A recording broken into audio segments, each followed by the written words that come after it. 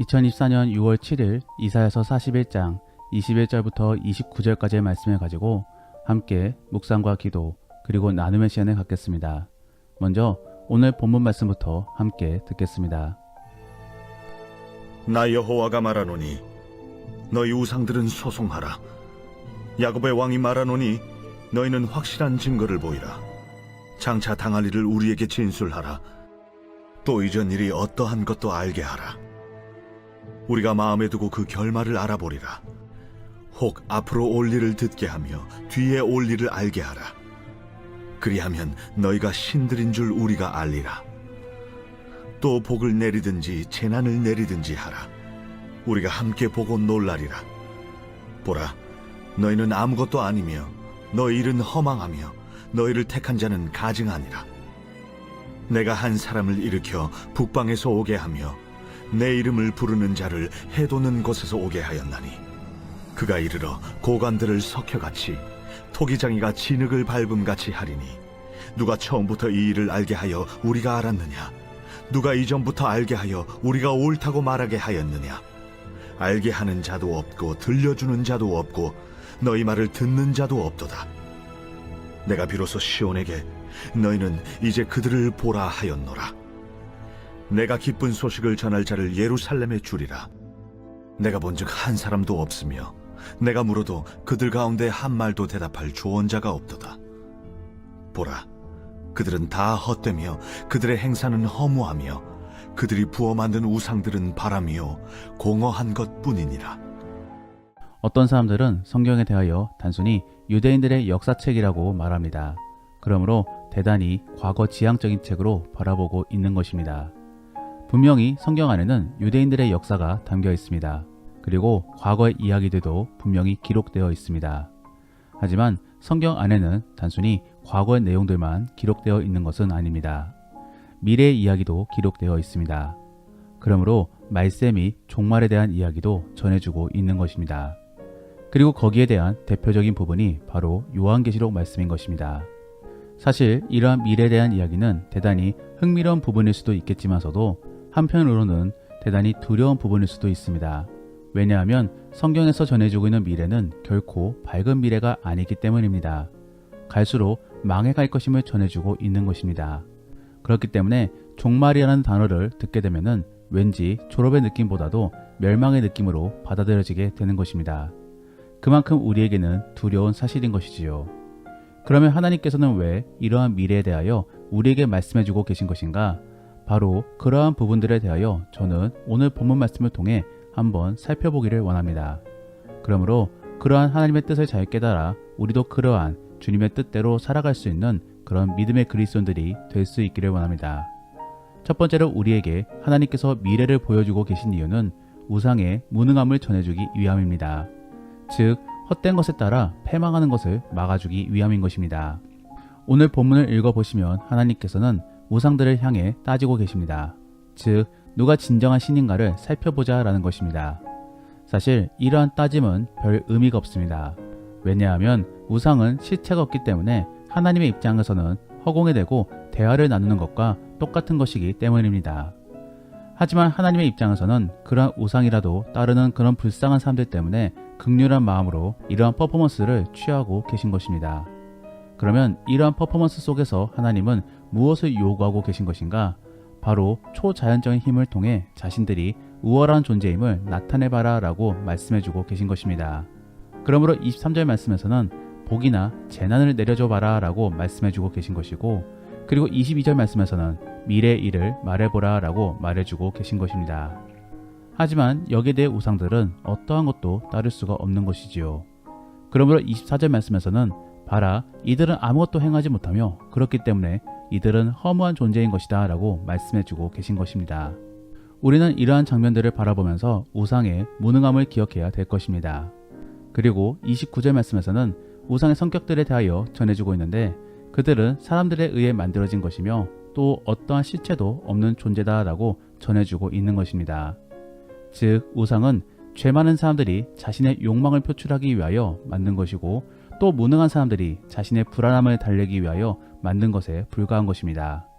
결국 아무런 능력도 없이 능력이 없는 사람들이 만든 그런 존재에 불과한 것입니다. 그러면 우리는 왜 이렇게 우상이나 미신에 매달리는 것입니까? 우선적으로는 사람의 심리 속에 현상을 이해하고자 하는 그런 심리 속에 우상이 탄생되어진 것입니다. 즉, 어떠한 상황에 대하여 원인을 찾고 싶은데 그 원인을 눈에 보이는 어떠한 것에 합리화시켜서 만들고 있는 것이지요.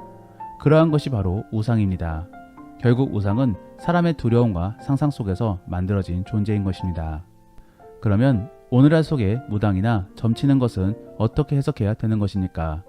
그것도 없는 실체 속에서 단순히 인간의 상상력만으로 만들어진 것입니까? 사실 우상이 만들어진 것은 결국 인간의 악함 속에서 만들어지게 된 결과물입니다. 그리고 그런 악한 방향으로 부추긴 것이 바로 사탄인 것입니다. 더불어 그런 악한 영들이 활개치고 있는 결과가 바로 점을 치거나 혹은 무당이 구슬하게 만들어주는 것입니다. 이러한 모습은 사도행전 속에서도 등장하고 있습니다. 그래서 마술사 시몬이 기적을 일으키기도 하고 19장 속에서는 예수의 이름을 무슨 주문으로 만들어 귀신을 쫓아내려고 했던 그런 시도들이 있었던 것입니다. 하지만 그러함으로 결국에 나타나는 결말은 무엇입니까? 바로 복음이나 예수의 이름을 통하여 하나님이 증거된다라는 것입니다. 우리는 이러한 부분들을 통하여 이 세상에 악한 영들이 있음을 인정해야 되는 것입니다.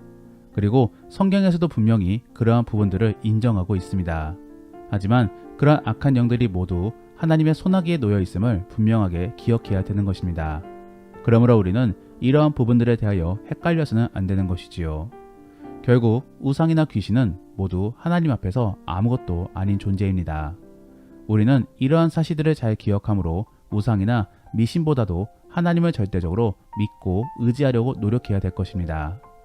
두 번째로 우리에게 하나님께서 미래를 보여주고 계신 이유는 바로 하나님을 알리기 위함입니다. 앞서 언급한 사도행전 속에서도 그렇고 또 오늘 본문 속에서도 결국은 우상의 무능함을 전하여 반대적으로 하나님의 위대함을 나타내고자 하는 것입니다. 그래서 오늘 본문에서는 아무것도 행하지 못하는 우상에 비해 하나님께서는 미래 일을 미리 말씀해 주심으로써 전지전능하심을 보여주고 있는 것입니다. 그래서 오늘 본문에서는 150년 후에나 등장할 고레스 왕이 언급되어지고 있는 것이지요. 하나님께서 이렇게 미래를 알고 계시는 이유는 무엇입니까? 바로 하나님께서 이미 이 세상을 창조하셨고 또 시간의 처음부터 끝까지를 다 창조하셨기 때문에 모든 것들을 다 알고 계신 것입니다. 프로그래머가 프로그램의 모든 것들을 다 알고 있는 것과 같은 이치인 것입니다. 더불어 하나님께서는 미래만 아시는 것이 아니라 미래를 정말로 그렇게 만들어 주실 수 있습니다. 그러므로 하나님은 전지전능하신 것입니다. 그리고 과거에 일어난 사건들도 어떻게 해서 그렇게 발생되었는지를 다 설명해 주실 수 있습니다. 왜냐하면 하나님이 그렇게 행하셨기 때문입니다. 그러므로 오늘 본문의 22절과 23절 말씀에서는 그러한 일들을 행할 수 있느냐라고 우상들에게 하나님께서 따져 묻고 있는 것이지요. 우리가 믿는 하나님은 전능하신 하나님이십니다. 그리고 이 모든 것들을 다 알고 계시는 전지하신 하나님이십니다. 그렇기 때문에 우리는 그렇게 하나님이 이루시는 일들을 가지고 섭리라고 표현하는 것이며 또 예정론의 입장에서 해석할 수 있는 것입니다. 이제는 그러한 하나님을 믿으며 근심과 걱정에서 벗어나시기를 바랍니다. 그리고 과거의 실수에 대해서도 얽매이며 힘들어하지 마시기를 바랍니다. 우리가 믿는 하나님은 전지전능하실 뿐만 아니라 사랑의 하나님이시기 때문에 결국 우리를 선한 길로 인도하실 것입니다. 그리고 지금까지 그렇게 인도해 오셨습니다. 이제는 그러한 부분들을 믿어 자유할 수 있는 그런 복된 그리스도인들이 될 수 있기를 원합니다. 마지막으로 하나님이 우리에게 미래를 보여주신 이유는 미래를 미리 대비하고 또 기대하게끔 만들기 위함입니다. 그러므로 오늘 본문에서는 고레스의 존재에 대하여 말씀해주고 계신 것입니다. 결국 포로로 끌려갈 수도 있겠지만서도 다시 돌아올 것임을 말씀해주고 계신 것입니다. 그러므로 처해진 상황에 대하여 두려워하기만 하지 말고 기대감을 가지라라고 말씀해주고 계신 것입니다. 요한계시록 말씀을 읽어보면 세 가지의 재앙에 대하여 말씀해주시며 세상이 망해갈 것임을 말씀해주고 있습니다. 더불어 데살로니가 후서와 디모데 후서에서는 세상이 갈수록 악해질 것임을 말씀해주고 있습니다. 이를 통하여 우리는 두려울 수 있습니다. 하지만 한편으로는 곧 진정한 하나님의 나라가 임할 것임을 생각해 볼 수도 있는 것입니다. 그러므로 우리는 그러한 미래가 펼쳐지는 것에 대하여 단순히 두려워 떨기만 해서는 안 되는 것입니다. 도리어 곧 종말이 오게 되고 또 하나님의 나라가 임할 것임을 기억하면서 기대하는 삶을 살아야 되는 것입니다. 예수를 믿는 자들은 긍정적인 사람이 될 수밖에 없습니다. 그것은 단순히 예수님을 믿고 의지함으로 참는다라는 의미로 볼 수만은 없는 것입니다. 도리어 말씀이 이루어짐을 믿고 또 현실 속에서 기대함으로 긍정적인 사람이 될 수 있는 것입니다.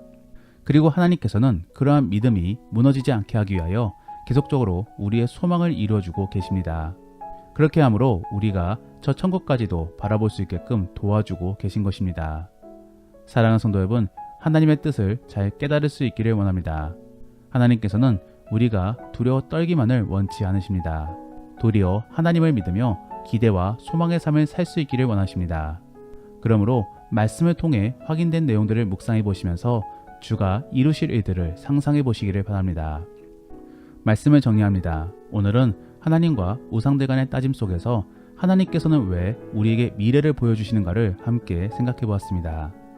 결국 하나님께서는 우상의 무능함을 드러내기 위하여 미래를 말씀해 주고 계신 것이며 또 미래를 미리 알려주심으로써 대비하고 기대하게끔 만들기 위함인 것입니다.